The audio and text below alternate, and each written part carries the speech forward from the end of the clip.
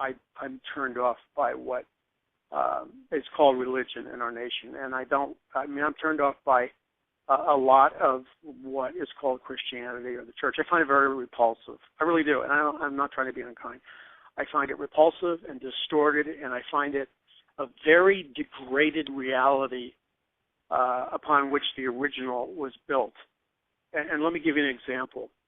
The study of the Bible is not boring. It's boring if it's taught by religious people who don't understand it.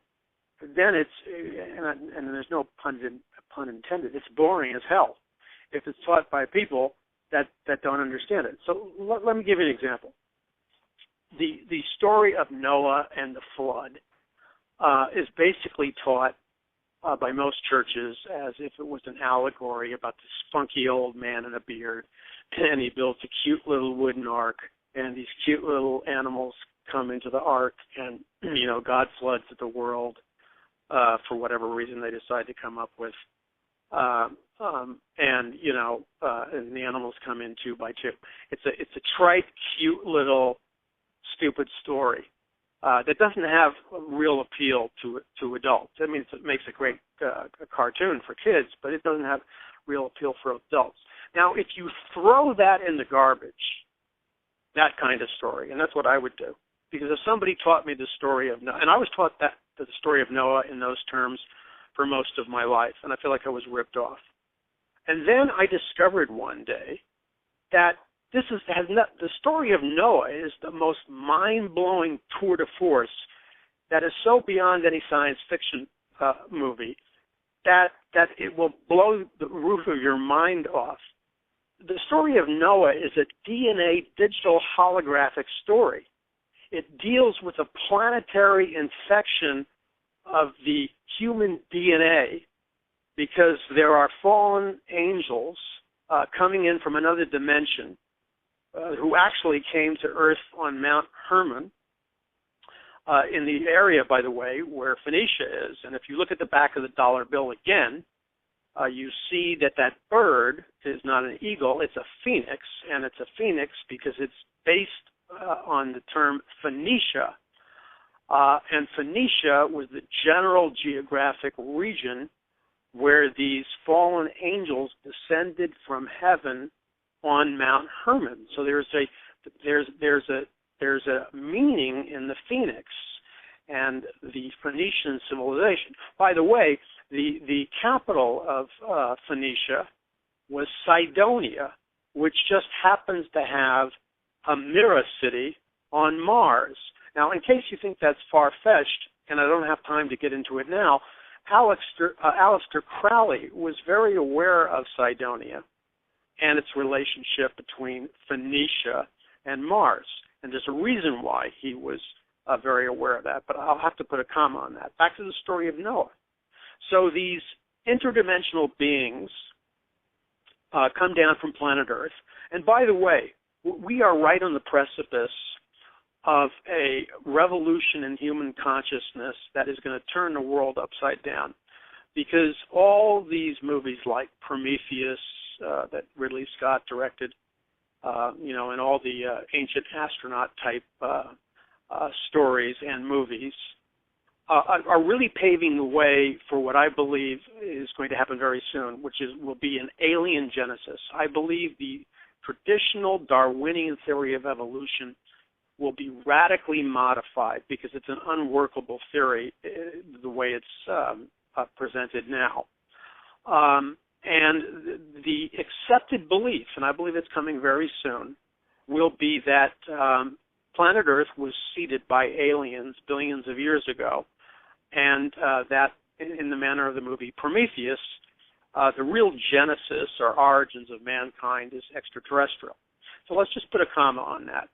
Now, going back to Noah, we have these interdimensional beings landing on Mount Hermon, and they are impregnating human women, and they are giving birth to a hybrid race called the Nephilim. And one of the characteristics of the Nephilim is they're giants, and they're very intelligent, and they have a grasp of science and technology that is way beyond the people of that time period. Now, before the flood, the population of planet Earth was probably at least 3 billion people. Before the flood, I believe there was an ancient civilization called Atlantis, and it had high technology. The Nazis believed in what was called the island of Thule, and they also have the story of Hyperborea, and their legends, the Nazi occult legends, were that a star civilization came down to Earth, impregnated or seeded the planet, thus the master race, and there was cataclysms, and the master race had to retreat into Antarctica and other places into the center of the Earth, or at least beneath the Earth, a giant under-the-earth civilization called Hyperborea. And Thule, an island which was submerged during the Great Flood, as was Atlantis, there was supposedly a high percentage. First of all, there was tremendous technology that was beyond man's ability to develop. And we still see the remnants of those ancient monolithic structures that testify to advanced technology, like the Incan ruins and the Mayan ruins and the pyramid structures and so on and so forth. These are evidence of advanced civilizations prior to the flood.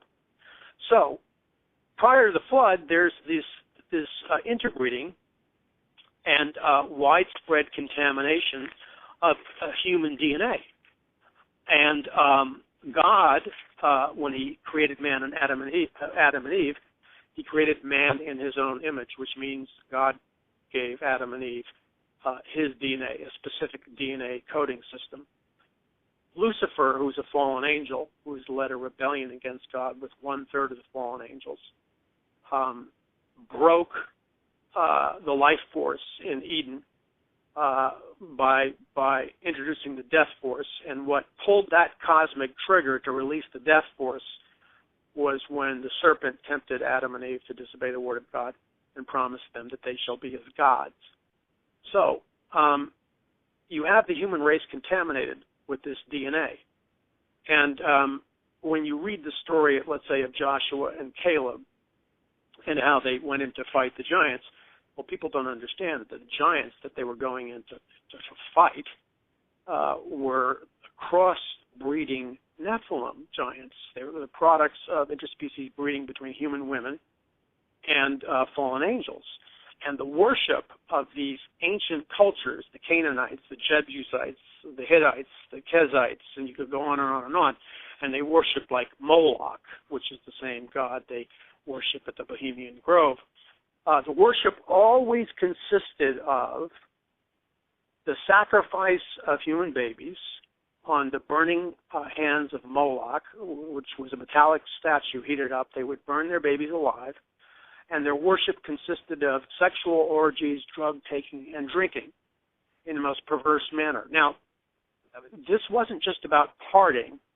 What that kind of worship does, that satanic worship, is that opens up a portal in a different dimension, entrance of interdimensional beings that are allowed to enter the earth when that kind of perversity is indulged in. And so when Joshua and Caleb went in to invade the land, these were not just, tall men who were strong. They were Nephilim. Now, it gets even heavier than that. What are our kids being bombarded with now with the Illuminati music videos? Hyper-perverse sexuality, S&M, group sex, bondage gear, Illuminati symbols, open Satan worship. It's hardcore occult porn music videos. Our kids are being hit with that with stroboscopic intensity with the music videos. What that is the indoctrination of children into satanic worship. The same exact satanic worship that occurred in Canaan with the Canaanites, the Kezites, Hittites, the Perizzites, and so on and so forth. And so what God did is he said, enough's enough, and he decided to wipe out the corrupted DNA, and he did it with a flood. And so he brought Noah and his family, because their DNA was not corrupted, and he brought 2 by 2 of the animals, and it wasn't just some cute, dumb story with 2 rabbits and 2 giraffes and 2 cows. It wasn't some stupid story. If you look at it carefully, it's all about genetics. It's all about being able to reproduce. So God floods the earth, and immediately after the earth is flooded, all the corrupted DNA is wiped out. People say, well, why do you have to kill all the animals? Because these interdimensional beings cannot inhabit the earth unless they have a physical host body. That's when Jesus would cast out a demon.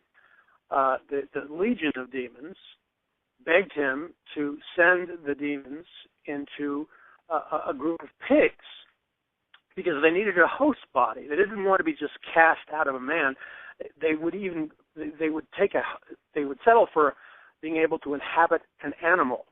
Now that's very important because when you go back before the flood, the Watchers, or these fallen angels, were involved in very advanced genetic experimentation, and they were not only impregnating human women, but on a mass scale, they were impregnating animals.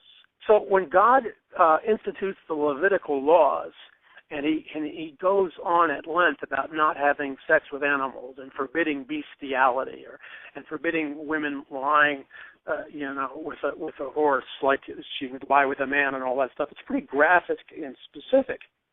And it wasn't because the children of Israel were into some, really kinky sex. It was because the fallen angels or the interdimensional beings were having sex with animals. And that's the real story. So the flood wipes out the corrupted DNA, and then it starts all over again. But the story of Noah is a DNA, interdimensional being, genetic holographic story. It's mind-blowing. It's beyond the movie Prometheus by Ridley Scott. It's off the Richter scale. It would blow people's minds. Teenagers, young people would line up for 2 hours in a line if somebody would actually teach the story of Noah and quit censoring it and let it rip. Because there's this all-important thing that's happening now. Jesus Christ said these words. He said, as it was in the days of Noah, so it will be in the days of the coming of the Son of Man. Well, what did Jesus mean? He didn't just mean that the earth would be wicked and filled with violence, although that was part of it. What Jesus really meant when he said, as it was in the days of Noah, so it will be in the days of the coming of the Son of Man, was that Jesus was saying the fundamental thing that was happening in the days of Noah. And what was the fundamental thing?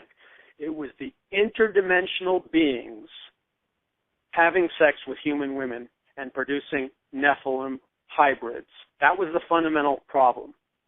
Jesus said that fundamental problem will resurface again in the time period that approaches the nearness of his return. So when we see this explosion of transhumanism, discussion of the singularity, rumors of laboratories with animal, Nephilim, and DNA experimentation, people in the military community making references to Rosemary's Baby, and this whole rebirth in the Illuminati music video singing about Roman Zelensky, and the revisiting of Babylon working and all that stuff. This is not just a bunch of weird stuff. This is Jesus saying that the interspecies breeding, and that's what this whole UFO phenomenon is all about on a global level. This interspecies breeding is exploding again. Now, let me just say one thing, and this should go off in people's heads like a stick of dynamite. There's a pop music girl named Kesha. I don't know if I'm pronouncing it right. It's Kesha. And she's an open Satanist, and she does Illuminati music videos, and she sings in leather bondage gear, and her music videos have group sex and pretty deviant stuff, okay? But, and on one hand, people would almost want to laugh when I say this, because it's so vulgar, it's almost humorous. But she did a big interview with Rolling Stone magazine. I believe it was this month. And again, I can understand people laughing because it's so ludicrous at one extent, except it's tragic on the other hand. She has told Rolling Stone, and she tells her fans, which are in the millions, that her vagina is possessed. Now, she's got a fan base that starts with